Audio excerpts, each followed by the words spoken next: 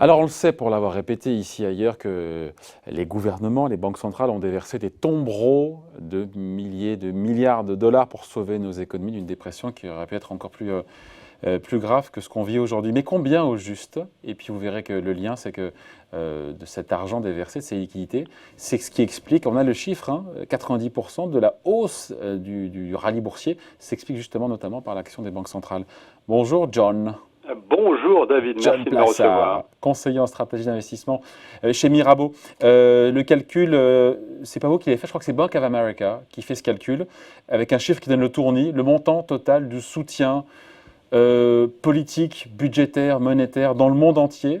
Ce chiffre, je vous laisse le donner, c'est quasiment 20 000 milliards de dollars. Mais comment on fait pour réaliser l'ampleur d'un chiffre qui est quand même gigantesque, mais c'est tellement énorme qu'on ne s'en rend même plus compte en fait? Oui, effectivement, on a vu ici c'est la valse des milliards tout le temps.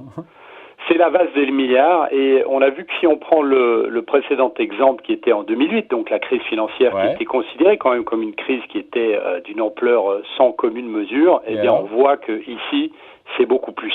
C'est largement plus, puisque on voit que selon les relances mondiales, tant budgétaires que monétaires, en 2020, on a des relances qui sont de plus de 18 400 milliards de dollars. Donc c'est absolument fou. De vous à moi, on se dit que c'est colossal, en même temps ça parle à personne ce chiffre, et en même temps c'est colossal.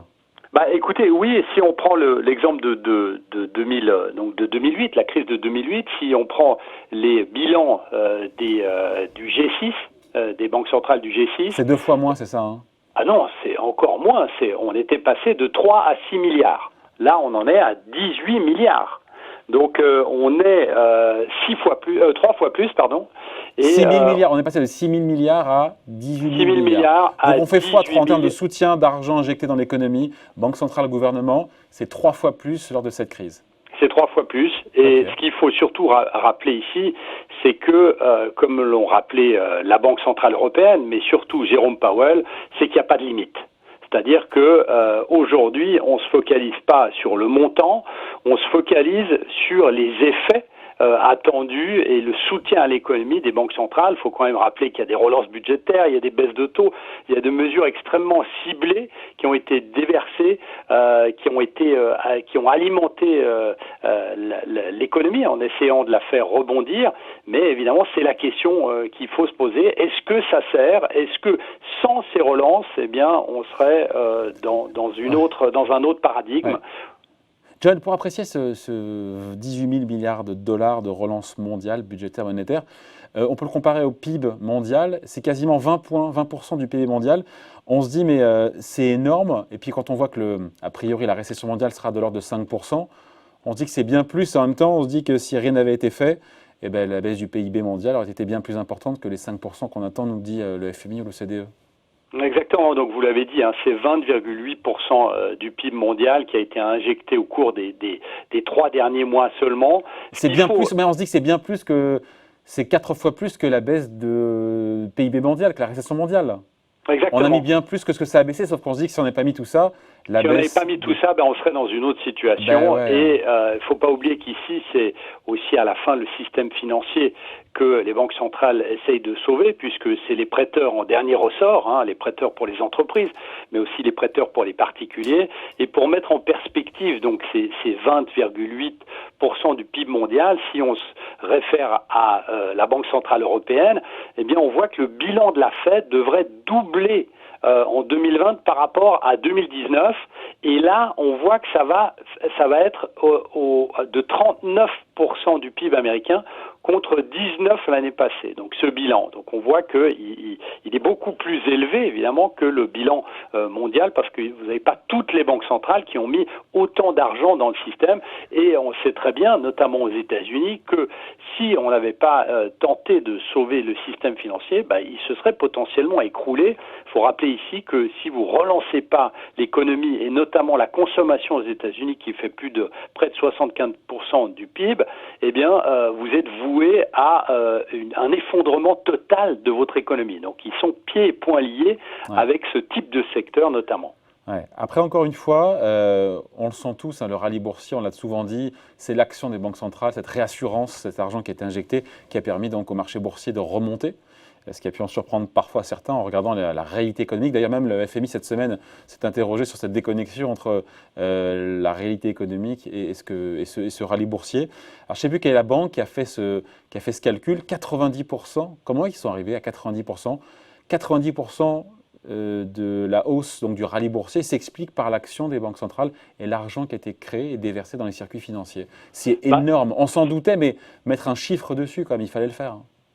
C'est la Bank of America et elle dit clairement que le S&P 500 est vraiment le bénéficiaire ultime des liquidités qui ont été injectées. Ce qui est très intéressant aussi à noter, alors c'est un peu moins violent comme chiffre, mais que la Deutsche Bank aussi met en avant le fait qu'une augmentation de 1% du bilan de la Banque centrale avait entraîné, mais à la fin de l'année passée, une hausse de 0,9% du S&P 500. Donc on voit qu'il y a un lien direct entre les entreprises du S&P 500 et les liquidités, puisque c'est des liquidités de soutien, hein, il faut le rappeler, et que lorsque vous avez des mesures, notamment les baisses de taux qui ont été prises, qui ont conduit à plus de 12 500 milliards de dollars d'obligations à rendement négatif dans le monde, donc 12 500 milliards de dollars d'obligations à rendement négatif, eh bien, le choix ultime pour chercher un rendement moindre, eh bien, c'est les actions. C'est la seule chose, puisqu'on voit que... Même, par défaut, diront certains. Par défaut, tout à fait, par défaut. Et on a vu notamment cette semaine une chose absolument ahurissante, où on voit que l'Autriche a émis une obligation à 100 ans avec un rendement de 0,88%. Donc on voit que même à 100 ans, vous pariez sur un pays sur les 100 prochaines années. Pourtant, il n'est pas producteur. C'est un pays qui n'est pas producteur. Bon, assez stable économiquement et politiquement, mais vous pariez quand même sur un pays à 100 ans. Le rendement est assez chiche. Hein. Le rendement est quasiment nul. Donc 0,88 0,88 sur 100 ans. Donc on s'imagine bien ici que les seules alternatives, puisque lorsque vous gardez votre argent en liquide, eh bien dans plusieurs banques vont vous ponctionner de l'argent, donc la seule alternative, entre guillemets, c'est les actions, jusqu'au moment, comme le dit le FMI, où on se rendra compte que il y a une bulle. Alors ici, la bulle, eh bien on aura assez le temps pour se rendre compte que c'est très certainement les banques centrales avec l'injection de leur argent qui mais il fallait éviter la dépression, la 1929 aussi. Hein, donc, tout à fait, clairement. Et c'est le choix qu'ils ont fait. Comme on l'a dit, pour revenir au coronavirus, puisque c'est quand même le centre du sujet, eh bien, le gouvernement américain a dit dernièrement, notamment Steve Mnuchin, le secrétaire du Trésor américain, a dit que s'il y avait une deuxième vague de coronavirus, il ne fallait plus confiner. Et entre la santé, je dirais, et l'économie, le choix a été fait.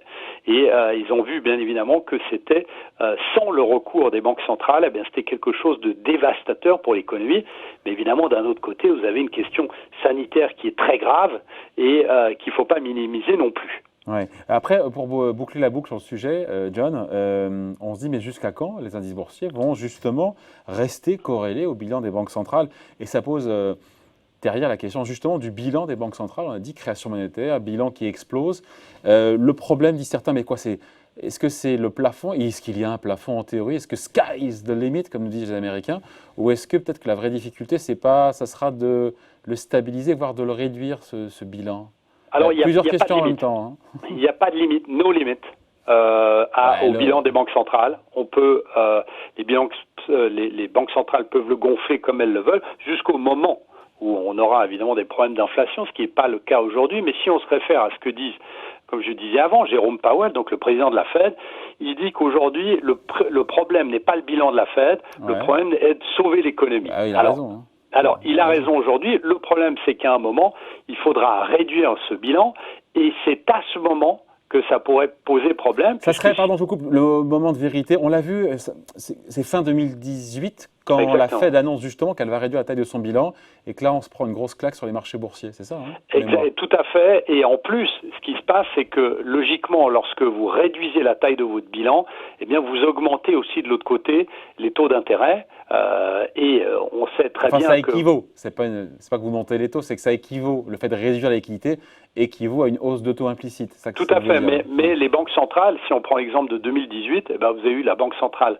américaine qui a aussi augmenté de facto les taux d'intérêt. Ouais. Et on sait qu'en augmentant les taux d'intérêt, eh bien vous avez les pays qui sont fortement endettés, et bien évidemment vous avez les charges d'intérêt qui augmentent fortement, et on pense évidemment à des pays du Sud comme l'Italie ou même la France. Mais ça c'est une autre chose. Et donc il faut faire très attention dans la réduction du bilan. Il ne faut pas aller trop vite parce que c'est pas pour aujourd'hui. C'est pas pour aujourd'hui. C'est pas pour aujourd'hui. Mais il faut rappeler une chose, c'est que à un moment il faudra le faire et que ça aura un impact, puisque si on se réfère à ce que dit Bank of America et Deutsche Bank, s'il y a un lien direct entre les bilans des banques centrales et le S&P 500 et les marchés financiers, eh bien dès qu'on va commencer à le réduire, vous aurez plus de volatilité et potentiellement une baisse des marchés. 90%, on finit là-dessus, John, c'est quand même énorme. Que 90% de la hausse des marchés boursiers depuis le début de l'année s'explique par l'action des banques centrales et les injections de liquidités. Moi, j'aurais dit plus de 50, mais 90, ça me paraît énorme quand même. C'est fou parce que, en fait, on constate, si c'est vrai et si les calculs sont exacts, que les indices sont pieds et poings liés avec les banques centrales. Les indices boursiers administrés par des banques centrales, diront. Alors, certains diront ça, alors d'autres diront que c'était aussi tiré par des valeurs de croissance, vous savez, les fameux FANG et les grosses valeurs. Les Facebook, Amazon, Netflix, Google, c'est ça. Exactement, mais elles-mêmes aussi alimentées par les banques centrales et les liquidités des banques centrales. Et il faut juste rappeler qu'en dernier ressort, si on devait avoir une deuxième vague de coronavirus, il faut rappeler ici que la Fed, par exemple, a indiqué qu'elle rachèterait même directement des actions sur le marché. Donc là, j'ai pas entendu ça. Qui a dit ça? Non, c'était en dernier ressort. C'est le dernier ressort, c'est le fameux outil, le dernier outil de la caisse à outils. Si on devait retourner avec une pandémie forte et potentiellement un reconfinement, eh bien, la Banque centrale, la Fed, pourrait théoriquement racheter des actions directement sur le marché. Donc là, vous seriez plus à 90%, vous seriez plutôt à 95%. On entrerait dans une nouvelle dimension là quand même. Totalement, d'une dépendance totale. On n'en est pas encore là. Merci pour cette explication signée John Plassard, conseiller en stratégie d'investissement chez Mirabaud. Merci John. Bon week-end. Bye. Très bon week-end.